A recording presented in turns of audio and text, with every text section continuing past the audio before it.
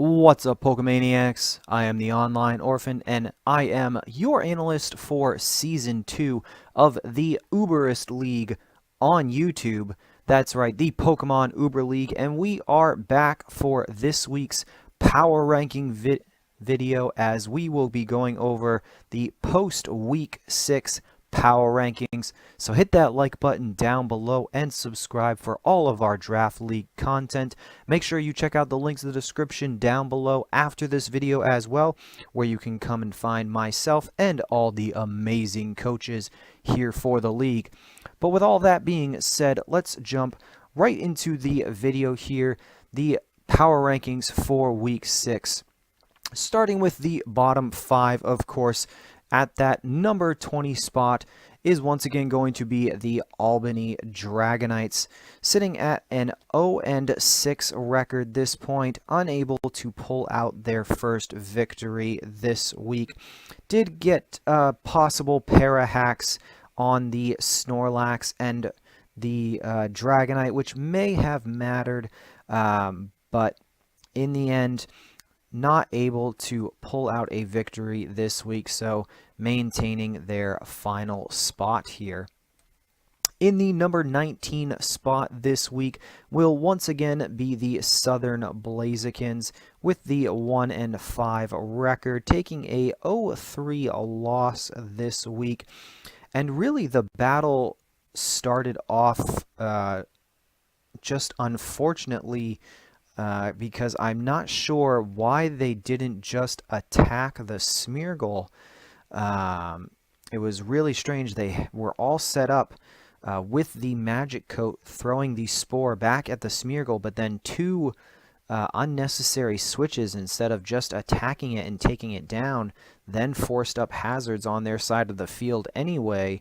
So not a good play in my mind, and the Southern Blazikens staying at that number 19 spot this week.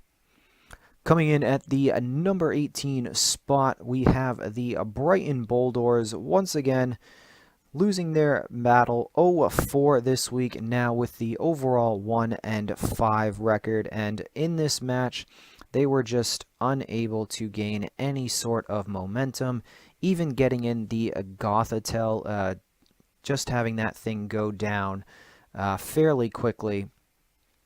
Just not able to gain any sort of momentum in this battle. So the Brighton Bulldoors staying at that number 18 spot. Falling 2 spaces this week into the number 17 spot is going to be the Cardwell Colossals, now with the 2-4 record, only losing 1-0 this week. And their Swellow definitely did put up a fight there towards the end. And they did have one miss, I believe, with the Stone Edge, which may have had some outcome on the battle, but just unable to pull out the victory this week. So Cardwell Colossals taking a loss and dropping a couple of spaces here in the rankings. And next up, in the number 16 spot, you've got the Jacksonville Jolteon, falling 4 spaces this week after taking a 4-0 defeat. And now with the 2-4 record, losing the Pheromosa right on turn 1 to a Scarf Crobat, and then being on the back foot from that moment on, really never having any sort of offensive presence, pretty much relegated to defense from that point on, just trying to take hits and maintain any sort of momentum, but just unable to in their battle. So with that being said, let's go ahead and jump into the next 5 here, as we are going from 15 to 11, and in that 15 spot this week is going to be the Umende Explouds. The Umende Exploud now with the 2-4 record and pulling off that 1-0 victory over the Cardwell Colossals with a nice tricking Scarf onto the Kyogre, making it a little more useless. Of course, Kyogre still hits very hard, but not an overly offensive Kyogre this week, so tricking the Scarf worked out very well. And The Umende X-Clouds did a tremendous job in preserving the Slowbro, getting the regenerator so that it could survive that Swellow boom burst and then take it out. So well played there in recognizing the win condition and moving up one spot this week. In the number 14 spot, we have the Seattle Slowpokes. The Seattle Slowpokes jumping up 3 spaces this week, now with a 2-4 record and claiming a 4-0 victory. Again, with that Scarf Crobat start to take out the Pheromosa, and then choosing the right moment to set up with the Mega Salamence, then finishing off the battle for the Slowpokes. So well done by the Seattle Slowpokes this week, deserving of their jump. Into the number 13 spot, falling 5 spaces this week, is going to be the Blazing Infernape. The Blazing Infernapes now with a 3-3 record and losing their battle 3-0. It was confusing to see selecting a Ghost-type move when a normal Arceus was out on the field. They did have some good use of Zoroark towards the end, but just unable to pull out any sort of victory here over their opponents. Next up in the number 12 spot, we have the Montreal Canadienses, falling 3 spaces this week out of the top 10. Now with a 3-3 record and only losing their battle 1-0. They did miss a Focus Blast, which was unfortunate, of course. And I was confused by the defensive Gyarados that was brought this week. I'm not sure how invested it was, but it was seeming like it was more defensive. So not sure that was the correct bring in team prep, but again, a close match, so we'll have to see where they go from here. Next up in the number 11 spot is going to be their opponents in the Melbourne Staryus, moving up 2 spaces here with a 3-3 overall record. Again, winning that battle 1-0. The Suicune putting in the finest of work, as it always does for them, and a very strong Donphan picking up a couple of kills for them, I believe, really poking holes in the Canadienses team. So overall, well played by the Staryus. So with that being said, let's go ahead and jump into our top 10 this week. And we are going to be starting with the Black City Bisharps here, moving up 1 space back into the top 10 with a 3-3 record, winning their battle 3-0. T-Spikes, very nice bring this week, and good pressure with the Kyurem White and Mewtwo, Mega Mewtwo.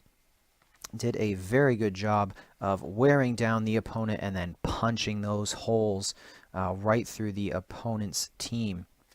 And into the number 9 spot this week is going to be the main red Clawitzers, jumping up 5 spots this week into the top 10, now with a 3-3 record, winning their match 4-0. Really well played this week by the Clawitzers, making full advantage of their Volt turn users, consistently U-turning or Volt switching out for momentum and preventing their opponent from really doing any sort of lasting damage to their team. So well done by the red Clawitzers this week. Coming in at the number 8 spot this week, falling 4 spaces out of the top 5, we have the Haxo Haldarin, losing their battle 4-0 this week, now with a 4-2 overall record. And one of the biggest issues they had was being unable to remove the hazards that really stacked up and took advantage of their team. And they just were unable to get any sort of win condition as those hazards just continued to take down their team. Next up in the number 7 spot, we have last week's number 1, so falling 6 spaces this week, the Warsaw Weaviles with a 4-2 overall record, losing that battle 4-0 to the Maine Red Clowitzers. Again, we already talked about it, how they just did not have any way to gain the momentum with the opponent consistently volt turning and putting them on the back foot. So Warsaw Weaviles taking a big drop this week. Coming in at the number 6 spot this week, we have the Calverton Kinglers, also falling out of the top 5 this week, but just the 1 space. Now with a 4-2 overall record and losing their match 3-0 to those Black City Bisharps. It was interesting to see no lightning rod on the Alolan Marowak, although it wasn't overly necessary. It may have helped slightly. And the sticky web was questionable, in my opinion, giving the opponent's team. So really unsure of the team prep when it came to this match. But given the Kinglers' history so far, they could certainly bounce back from their loss. So let's go ahead and jump into our top 5 now, as we will be starting with the Cleveland Crobats, moving up 5 spaces this week into the top 5 here, winning their battle over the Albany Dragonites. Now with the 4-2 record, once again playing very well with that Ditto, and the Raikou also making its presence known in this battle, getting a couple of key paralysis in the match, and the Cleveland Crobats continuing their pacing upward in this league, so well done there. Coming in the number 4 spot is going to be the Lexington Leafeons, now with the 4-2 overall record, winning their battle 3-0. Arceus once again putting in the work for them as they move up 2 spaces here into the top 5. And again, I believe there was a flinch on Giratina in this match as well. That may have played some part in the outcome. But again, pulling out the 3-0 victory, the Lexington Leafeons continuing their upward trend here. And in the number 3 spot this week, going to be the Crazy Kermit Club, moving up 4 spaces here and taking a 3-0 victory this week.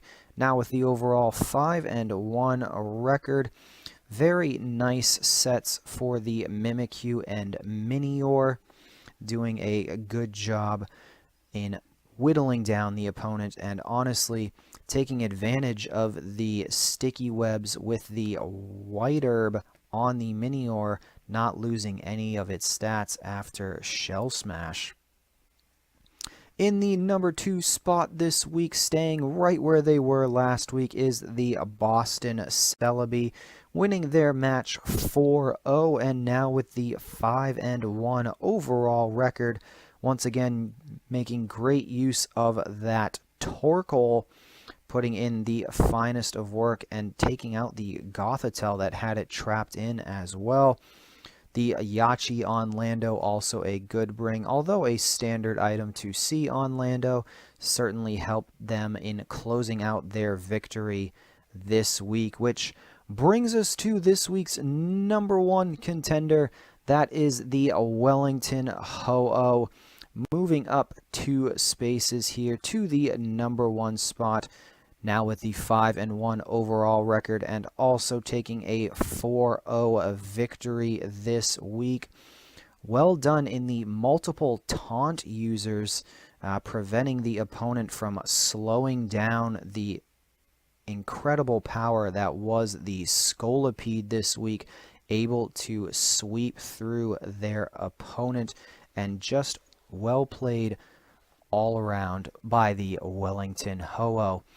So guys, that is going to do it for the Week 6 Power Rankings for your Pokemon Uber League. Like I said at the beginning of the video, hit that thumbs up button down below and subscribe for all of our content. Check out the links in the description. You will not be sorry that you did. And once again, I am the Online Orphan, and I am signing out.